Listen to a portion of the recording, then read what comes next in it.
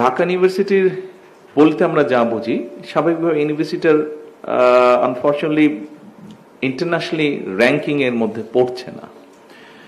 Ranking এর মধ্যে না পড়ার বোধহয় অন্য একটা মূল কারণ হচ্ছে যে আমরা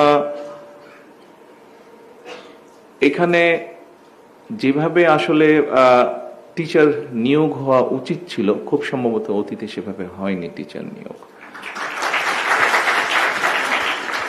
যেটা আমরা শুনেছি, দূর থেকে আমি যেটা শুনেছি বা যতটুকু দেখেছি, পত্রপত্রিকা পড়েছি, এখানে পলিটিক্যাল বায়াসনেসটাকে বোধহয় বেশি প্রায়োরিটি দেওয়া হয়েছে, অনেক বেশি বায়াসনেস এটা এটা এটা প্রায়োরিটি পেয়েছে।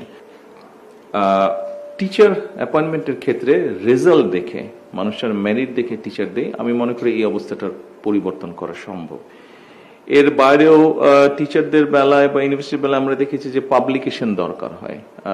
ডিন বা বিভিন্ন পদে যারা যান, বিভিন্ন রকম পাবলিকেশন, সাইটেশন, এই বিষয়গুলো বোধহয় থাকে, কিন্তু সেগুলোরও আমরা অ্যাবসেন্স দেখেছি। তো আমরা যদি এই প্র্যাকটিসগুলো শুরু করি অন্য বিশ্বের ভালো ভালো ইউনিভার্সিটিগুলোতে, যেভাবে সাধারণত হয় টিচার রিক্রুটমেন্ট, টিচারদের যে একজন টিচার হলে উনি একসময় ডিন হবেন, একসময় বিভিন্ন ডিপার্টমেন্টের চার্জে উনি যাবেন, এগুলো ওনার একাডেমিক পারফরমেন্স থেকেই হয়ে থাকে। এই বিষয়টা আমি ভিসি সাহেবকে অনুরোধ করব যে এই বিষয়গুলোতে যাতে আমরা সামনে গুরুত্ব আরোপ করি।